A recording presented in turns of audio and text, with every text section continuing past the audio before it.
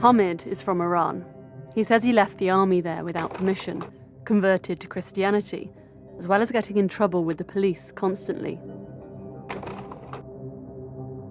Back home, I met a girl, and she was a Christian, and we used to go to church and all that. And I was walking in the park, and we was kissing each other and all that, and the police catch us.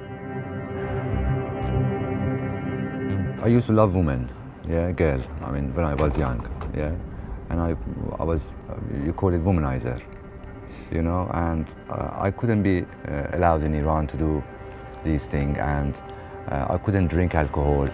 Hamid sought asylum in the UK. I like it because it's a free country, do whatever you want, you know, as long as you don't harm anybody. But his application failed.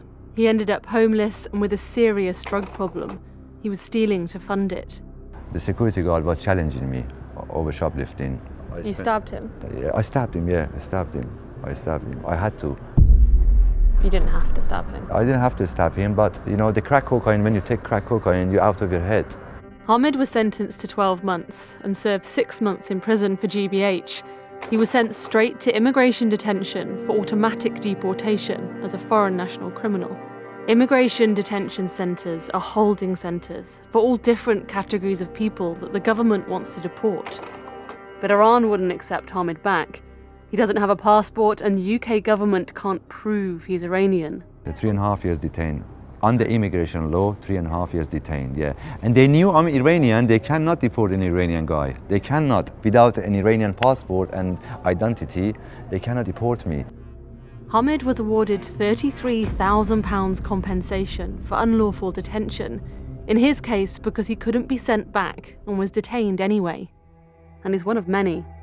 The government has been paying out millions in compensation to those it should not have held in immigration detention. A total of more than £18 million over 4 years. Immigration detention centres hold people the government is trying to deport. This includes failed asylum seekers, foreign national prisoners, and those who've overstayed their visa. Around 30,000 people pass through every year. The majority are there for less than 2 months, but some end up inside for years. I think many taxpayers would be greatly annoyed and offended that their money is going not only to look after some of these people who should not be in these detention centres, but we're actually having to pay out compensation because the courts have then deemed that they've been detained wrongly as well. The difference between prison and detention is that in prison you know when you're going to be released, whereas in detention you don't. In prison you count your days down. In detention, you count your days up. The UK is the only country in Europe that has no time limit to detention. Every other European country limits the maximum period of detention. People are getting big payouts from the government because they're being detained unlawfully by the Home Office. Immigration detention is lawful in certain circumstances where the Home Office is attempting to deport someone and there's a reasonable prospect of that taking place. But what we're seeing is people are being detained for months, often for years, long after it becomes apparent that there's no prospect of their deportation actually taking place. Annie, whose name we've changed, is 37 and from Cameroon. She's awaiting a decision on her asylum case. She says she was trafficked into the UK for prostitution. Annie has been awarded more than £9,000 compensation. Why should they not have had you in detention? Me? Yeah. Because of my mental health. Yeah, the doctor said Annie is not supposed to be in detention. I was diagnosed with PTSD, post-trauma stress disorder. Home Office policy on the detention of immigrants with mental health problems states that those suffering from a serious mental illness which cannot be satisfactorily managed within detention can only be detained in very exceptional circumstances. Though what this means varies from case to case. It's a law they made him themselves. You don't have that right to put somebody who is suffering with mental health in detention. It deteriorates you. Some payments have been far higher than Annie's. Between 2012 and 2015, the Home Office has had to hand over up to £155,000 to individuals wrongfully detained. 32,000 people went through these immigration detention centres last year. 60% of them then went back into the community in the United Kingdom. These are not prisons, they are places purely to hold people who might be at risk of absconding between getting hold of them and putting them on a plane, and clearly that's not working. There aren't many stories that I work on where everyone agrees the system is an absolute failure. Well, whether the whole system is an absolute failure, I don't know, but this particular part of it is not working nearly well enough. Hamid didn't have a home or right to be in the UK when he got his compensation. What did you spend the money on? I wasted on drugs and gamble.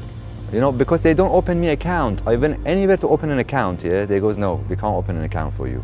I said, look, I've got a check. They goes, no, we need an electric bill, phone bill, we need a passport, driving license, which I never have, none of them. I wish I had my estates that time. They gave me money, 2 months later they gave me my passport. What the crap system, what the rubbish system.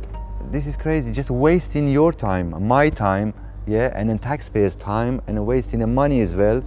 It's just all waste, waste, waste. Hamid now does have leave to remain in the UK. The government was obviously in a very difficult situation with him. It couldn't return him to a country he openly admits he's from. It's a problem for the government, but it's not, the solution is not to lock somebody up for years and then release them and pay them compensation because you've locked them up unlawfully. It must be one of the most inefficient corners of government. What needs to be done? We need to have a much smarter way of deciding how we deal with those people who are failed asylum seekers or have criminal records who are due to be deported than we are at the moment. The whole system has just been reviewed. The Shaw Review came up with a number of recommendations about how we better look after people in the detention centres, and that there are certain groups of people with mental health problems, at-risk people, pregnant women, who just shouldn't be in these detention centres in the first place. Do you feel happier that they've admitted what they did was wrong? They've paid you? Well, they admit what they are doing, but if I said about my life, my life will never be the same like before. What I saw in detention. Sometimes when people talk, they think maybe we just like want to talk or want to, destroy the name of England or destroy the name of the Home Office. But what I saw wasn't good. I saw what they were treating women. What I saw there, I saw a lady in my room. She was to deported back to her country. I think it's Zimbabwe. 8 huge men came in that morning because we're sharing the same room. The way they took her, she was undressed. She was just having a bra and her pants. She was not even awake. They came at 4 a.m. They said, you have to leave. 8 of them. She was crying. Do you understand the need for detention in some cases? Detention is not, it's not the best place to deal with asylum cases. Somebody have come here for safety. Somebody have come here. You make the person to lose her human right.